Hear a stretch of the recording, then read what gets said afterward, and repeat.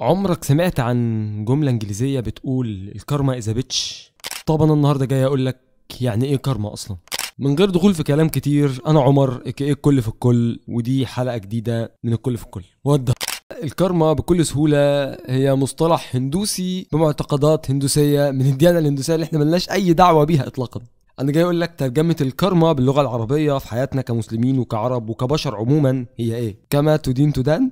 الموضوع بسيط قوي، فاهم؟ لفظ الكارما بكل سهولة بيطلق على العواقب اللي بتنتج عن فعل انسان، واهم حاجة يبقى الانسان عمل الفعل ده وهو فايق وبكامل قواه العقلية. ممكن فعلك يبقى خير، ممكن يبقى شر، ممكن قول، ممكن فعل، او ممكن حتى فكرة.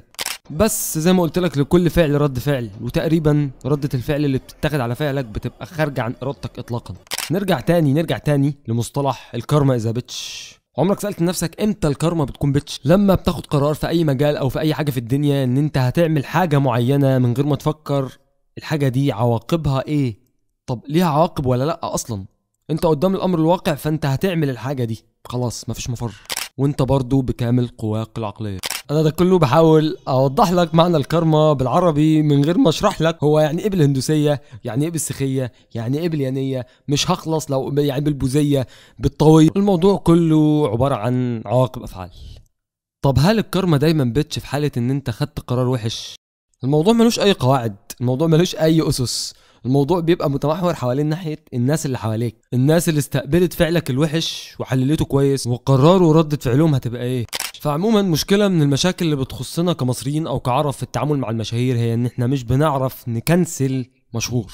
حتى لو المشهور ده اتسرب له فضيحة ما او مشاكله كترت، عمرنا ما بنقرر نكنسله، بل بالعكس تماما. احنا شعب عاشق للفضايح والجوسبس، فلو كانت الفضيحة دي حاجة تستحق انها تتفايرل بنعمل حاجة من الاتنين: يا بنطلعه مسرح ونكرهه في حياته ونخليه يختفي من الدنيا، ده لو ما كانش مسنود، يا اما بنطلعه مسرح بس من غير قصد بنعليه عن طريق ان احنا بنفضل نذكر اسمه ونذكر فضيحته، وده بيخليه حاضر في عقولنا. عايز بس اضيف هنت بسيط في النص، وهي ان الكارما مش حاجه روحانيه اطلاقا ولا لها اي علاقه باي حاجه، بس فاحنا بنبقى مخيرين في حته ان احنا هنتعامل ازاي مع الشخص اللي غلط ويستحق ردة فعل قويه او ضعيفه.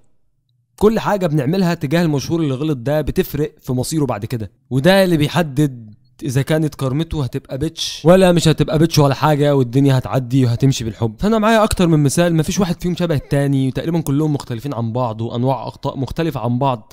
في ناس خدت ردة فعل كانت تستحقها كليا، وفي ناس خدت ردة فعل ما كانتش تستحقها باي شكل من الاشكال واتظلمت في جميع الاحوال. انت كده هتبوظ اخلاقي، انت كده هتبوظ اخلاقي، انت بتبوظ اخلاقي.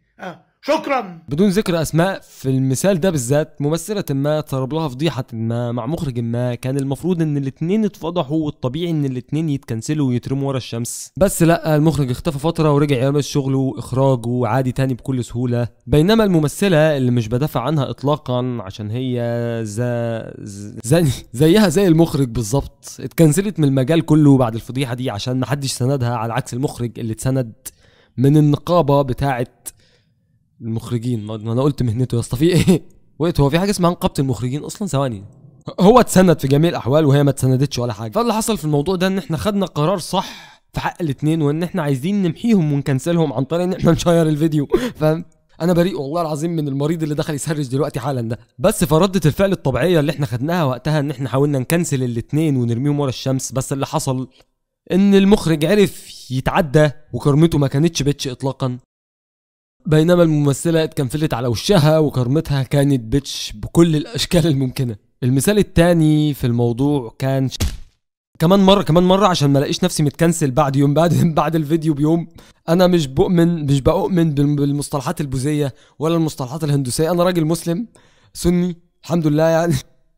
هعمل فتنة طائفية بالفيديو، هعمل فتنة طائفية يا ساتر. المهم انا مش بؤمن باي مصطلح هندوسي ولا اي مصطلح بوذي والله. جملة عواقب الافعال اتلخصت من اللغة الهندية في كلمة كارما، فبقت بتترجم لكل اللغات على ان هي عواقب الافعال. والموضوع ده بياخدنا لفصل تاني في القصة.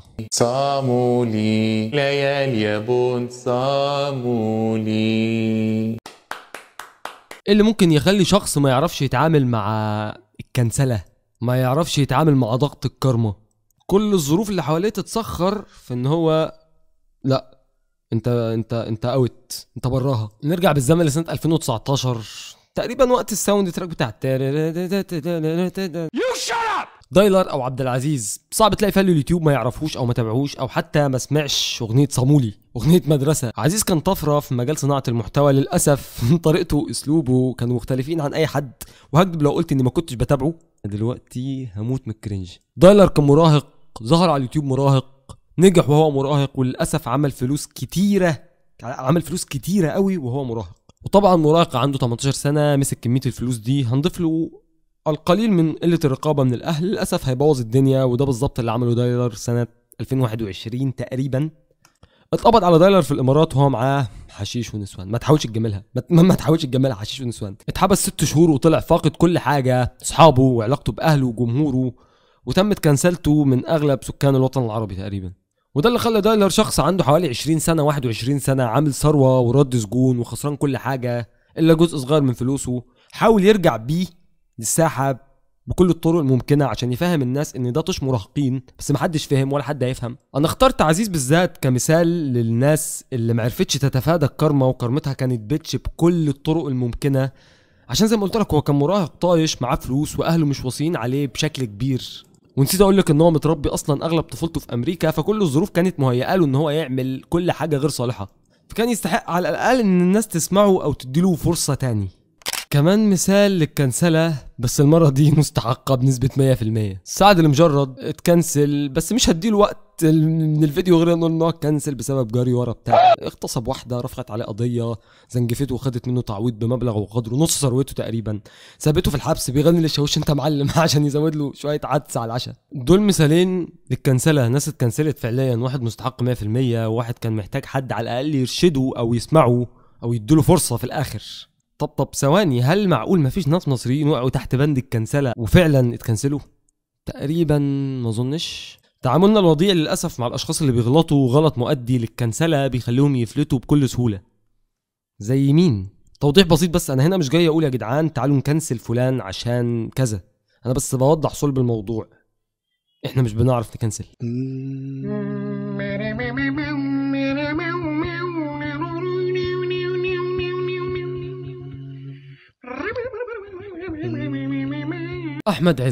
احمد عز ممثل غني عن التعريف ومش محتاج اقول اي حاجه فيه، بس نزل ليه فيلم اسمه الشبح سنه 2007، كان بطوله مشتركه مع او كانت بطوله احمد عز بس زينه كانت البطله بتاعه الفيلم.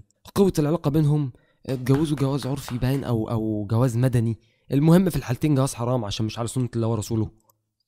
زينه حامل، احمد عز ما راحش الولاده عشان كان هو في مصر وهي في امريكا او العكس، الموضوع مبهم. زينه بتقول للناس يا جدعان والله دول ولاد احمد عز، واحمد بيقول يا جدعان اقسم بالله ما اولادي، مع ان لو كلب بلدي ماشي في الشارع هيشوف الشبه هيقول ان هم 100% اولاده. ده دول هو يا اسطى مش ولاده اصلا. بس في الاخر رفعت عليه قضيه وكسبتها، والمحكمه اثبتت ان دول على احمد عز، بس احمد عز ما اتكنسلش. ليه كان لازم احمد عز يتكنسل؟ عشان غلط مش بيعدي في الطبيعي، وان هو جاب عيال اخشى اقول ان هم عيال حرام. والغلط التاني ان هو انكر نسبه، يعني جاب عياله وقال ان هم مش عياله. برو كيف ارجوك، انا كروت المشكله دي لان هي لازم تتكروت. برو سيبنا من جو الممثلين ده ارجوك. طب ليه احمد عز ما تكنسلش؟ عشان احمد عز كان للاسف مسنود من النقابه، عشان احمد عز الممثل الشاب الوسيم البطل الخلوق الابيض الجميل. قبل ما تحكم على كل الغزل اللي انا قلته في حق احمد عز ده عايزك تخيل معايا الموضوع ده كان حصل مع ممثل مش افضل ميزه فيه وسامته، ومش هدي مثال عشان الانسانيات.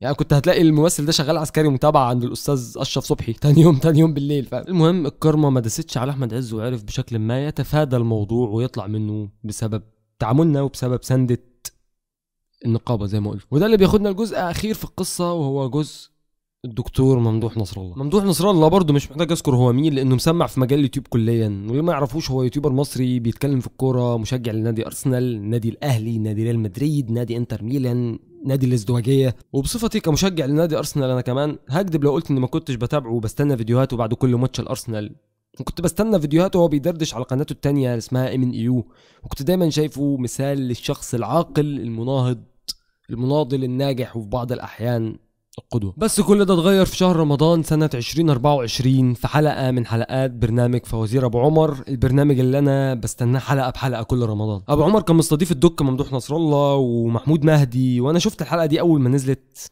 لاحظت ان كان في حاجات غريبة في اجابات الدك من كتر ما كانت عشوائيه وصح في نفس الوقت. وفي نص الحلقه رميت عيني على برواز كان متعلق ورا الدك. البرواز كان لونه غامق، وطبعا وش البرواز ازاز، فالطبيعي انه هيبقى عاكس للضوء. ولاحظت ان كان في لاب مفتوح في وش الدك، وتقريبا ده لوجو جوجل اللي ظاهر تقريبا، بس قلت اكيد لا وما اهتمتش وكملت الحلقه عادي بنيه صافيه من كتر ما كنت بحبه وقتها. بس زي ما انا شفت البرواز وما اهتمتش، في ناس كتيره بتحب تمسك اي لقطه على اي حد شافت واهتمت. على تويتر بعد نزول الحلقه في حملات كتيره كانت بتاكد ان اللي كان مفتوح قدام الدك ده كان فعليا جوجل، والدك كان بيغش. هل الدك سكت؟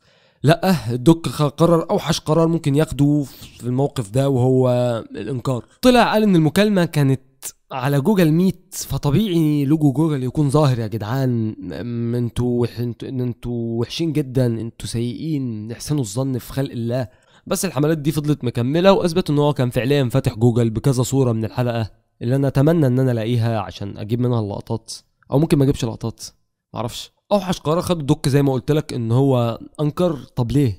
عشان انكاره ده دفع فئه كبيره من الناس اللايفلس ان هم يدققوا اكتر ويجيبوا سكرينات اكتر من الحلقه. زي ما قلت لك الشعب العربي كله تقريبا قلب عليه بحكم شهرته وسمعته الكويسه، وفي مصطلح تقيل على اي حد ومش حابب اقوله في الموقف ده، بس للاسف هقوله لانه صح.